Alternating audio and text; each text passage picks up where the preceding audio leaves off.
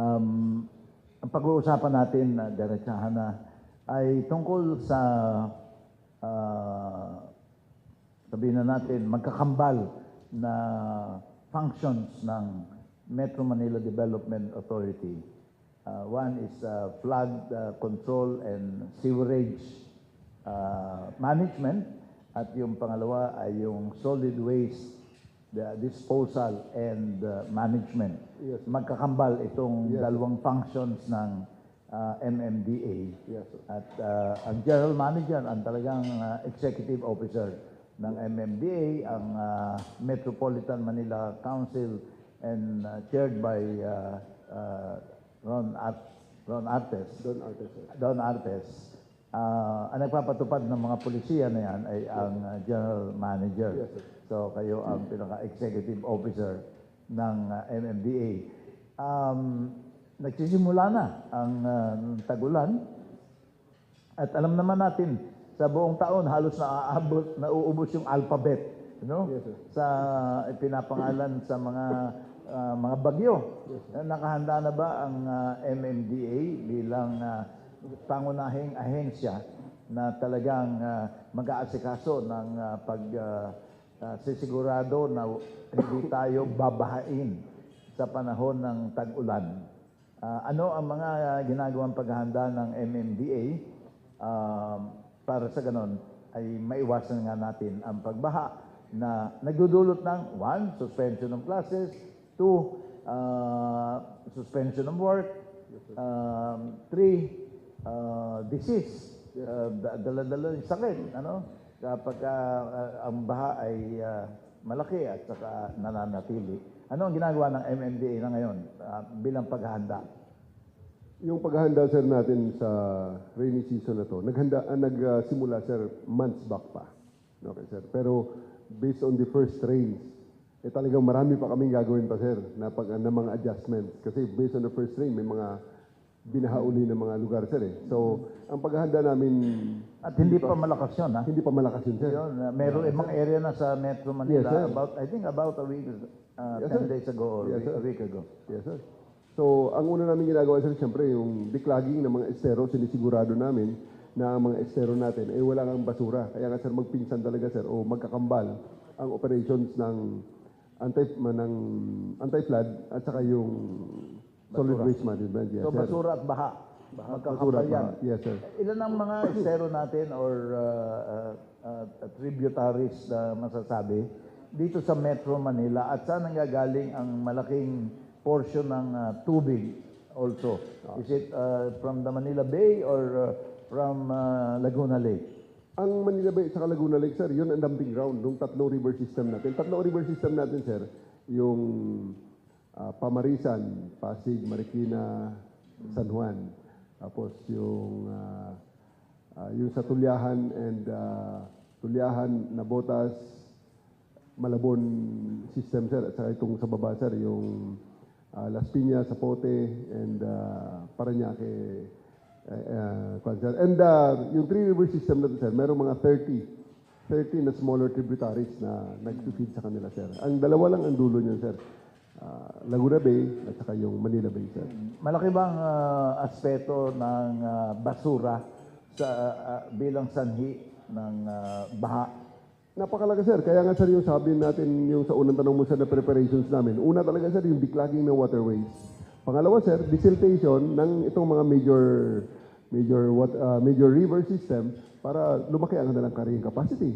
Tapos, sir, pangatlo dyan, yung mga pumping stations natin. Kasi dumating na tayo sa punto na ang water level natin, sir, mas mababa na kaysa sa sea level or sa lake level. Kaya hindi na agad makakalabas by gravity ang tubig, sir, kaya kailangan i-pump natin. So, meron talaga kami mga pumping stations ngayon, sir. Tapos, siyempre, kasama sa paghahanda natin, yung pag-preposition ng ating mga mitigating equipment if ever na may mangyaring baha, may mga pang-rescue na tayo if ever na mangyari yun, sir. Ang mamamayan ay may malaking papel din gagampanan upang sa ganon ay makatulong sila na hindi bumaha dito sa Metro Manila. Ano ang pwedeng gawin ng MMDA para sa ganon ay ang pagtatapon ng basura sa mga estero ay hindi na mangyari. Sa ngayon, sir, ilay ko pa yung predicate, sir. Ang ating nahahangong basura mula sa mga estero, annually, sir, ay 7,000 tons. Ang galing naman, sir, sa pumping station Pakiulit natin, nyo po, 7,000 tonelada, sir. 7,000 tons Tons, sir. of garbage. Or garbage ang nakukuha natin sa A mga year. waterways. Yes, sir. Yun, sir, sa mga ating estero clean-up. Tapos, another 5,000 tons na nakukuha natin, sir, na nakakarating tayo sa pumping station na bumabara, sir, kasi may mga garbage rake yan, sir, ang mga pumping station natin. So combined, mga 12,000 tons Yes, sir. a year. That's 1,000 tons per month, sir. 1,000 tons per month ang ating nakukuha basura sa waterways and the pumping station combined. Kaya nakikita natin, sir, nung isang araw, yung Pasig River ferry system natin, sir, pinatigil muna natin dahil hindi makadaan ang ating mga barko, ang ating mga bangka na ginagamit sa ferry, yung mga ferry boats natin. Kasi ang isa, napasukan ng sako yung kanyang cooling system. Ang isa naman, sir, napunuputan ng lubid ang kanyang propeller. Galing lahat yan sa mga basura na nabigay pa ng ating mga tao dyan sa Pasig River. Okay, isa-isahin natin. Sa pumping station, 5,000 tons. Yes, sir. Annually, ang nakukuha ng MMDA. Yes, sir. Ano po ang ginagawa ninyong solusyon para sa ganon ay hindi makapasok sa mga pumping station itong basura sapagkat pagka nakapasok sa pumping station, yung mga kahoy o kung ano pa mga bagay, ay masisira ang pumping station. So anong ginagawa natin proactively para yung mga makina o mga ng pumping stations ay talagang in tip-top shape ngayong tagulan at para sa ganon ang tubig ay mapump. Yes, At anong ginagawa ay yung paghakot nyo ng basura na 5,000 tons na nakukuha nyo sa mga pumping stations. Ano yung mga detailed action na ginagawa ng MMDA? Number one, sir, sa side namin, dahil andyan na yung basura, meron tayong nilalagay ng mga garbage trap.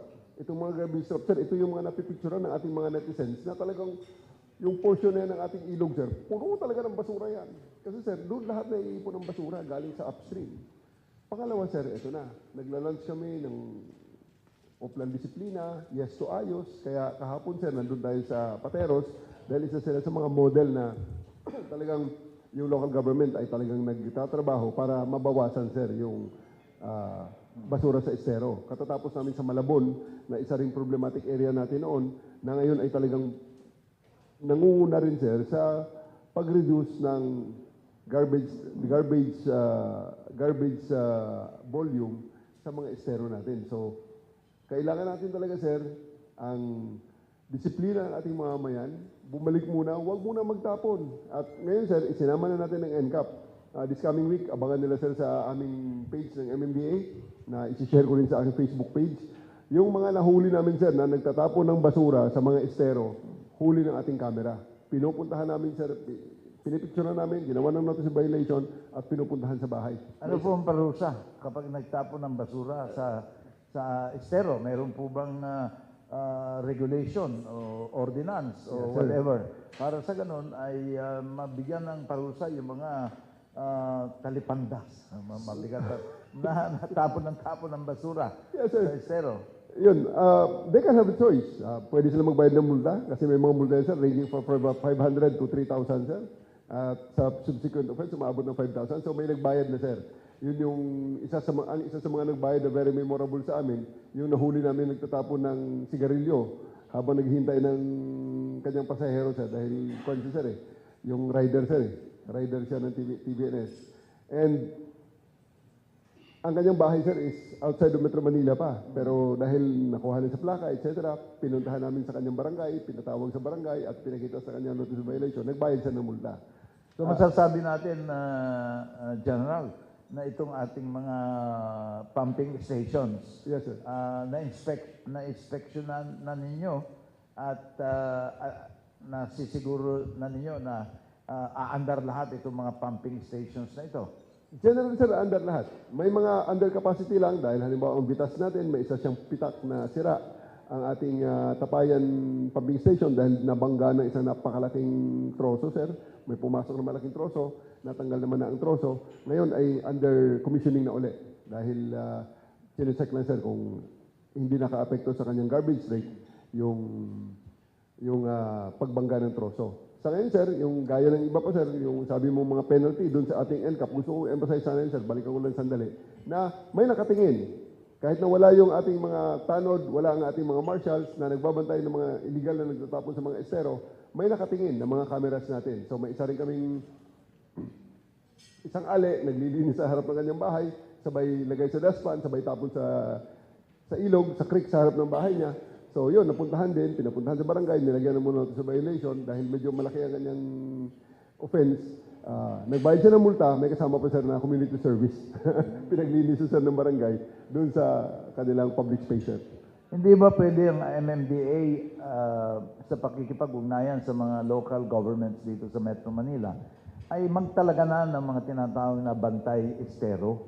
Meron, sir. May May kanya-kanyang bantay estero, diba? Yes, sir. Sa mga estero dito Yes, sa sir. Metro Manila? Ang tawag namin, sir, Estero Warriors. Meron kami, sir. Meron kaming Estero Warriors na nagbabantay. Pero alam mo naman, sir, napakarami ng ating estero. Kaya aside sa may mga Estero Warriors na nagbabantay, andyan, sir, 24/7 nagbabantay ang ating mga kamera.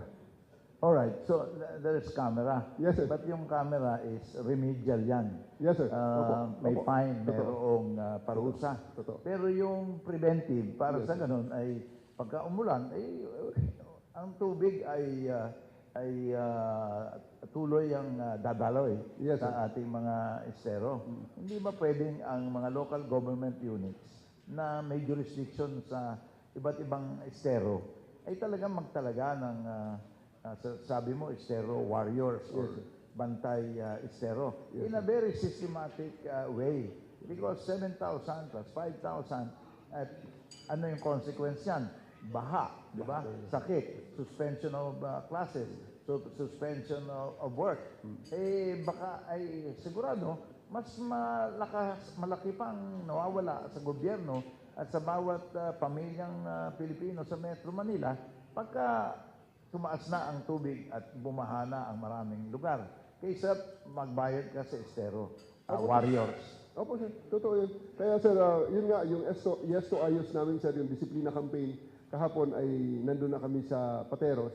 Andun ang mga barangay, sir. Andun ang mga taong bayan. Marami, sir, ang umattend. At pinakita namin sa kanila na kailangan ito ay whole of the society, whole of the community approach.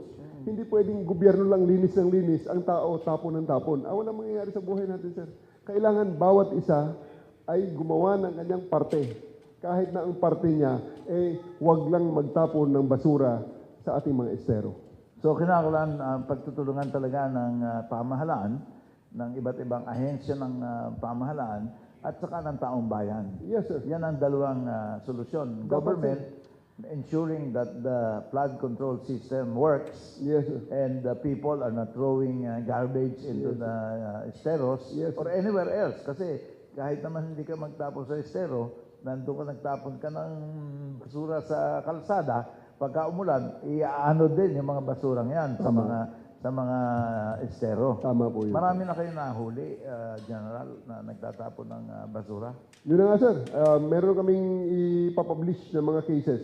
Marami, sir, kasi ang aming yung affidavit of withdrawal of complaint namin, sir, dahil ang nangyayari, titikitan, hindi naniniwala na may epekto ang ticket, tapos bigla na lang iiyak-iyak sila na pag mag-abroad sila, meron pala silang warrant, or pag biglang matsambahan ng pulis na mag-review ng mga warrant, may isa-serve sa kanila, kung malasin silang ma-serve ng Biyernes, yun. Kaya marami sir kami nahuhuli. At sa ngayon, sir, kasama sa mga panghuhuli, hindi lang yung actual na paninikit, kasama na sir yung NCAP, no contact apprehension policy, gamit ang ating mga AI camera. Kinakailangan may publish yan para Yes, malaman ng taong bayan na hindi nagbibiro ang ating Metro Manila Development Authority at ang mga local governments, 17 local governments Yes, sir. here Opo. in Metro Manila. Yes, sir. Ngayon, itong Pasig River ba? Yun ang pinakamalaking waterway. Yes, sir. yung bang sandbag na nakikreate sa mouth of Pasig River, na nagiging problema, pagka nagkaroon ng sandbag, ang ibig sabihin, maraming sand na Yes, sir. nabuo na, doon, nagiging hadlang para ang pagdaloy ng tubig ay tuloy-tuloy. Yes, sir. Sigurado na ba na clear na rin ang mouth of Pasig River? Tuloy-tuloy sir ang ating desiltation yun sir, together with the DPWH at meron din tayong mga private companies na tumutulong sir para matanggal yung siltation na yan.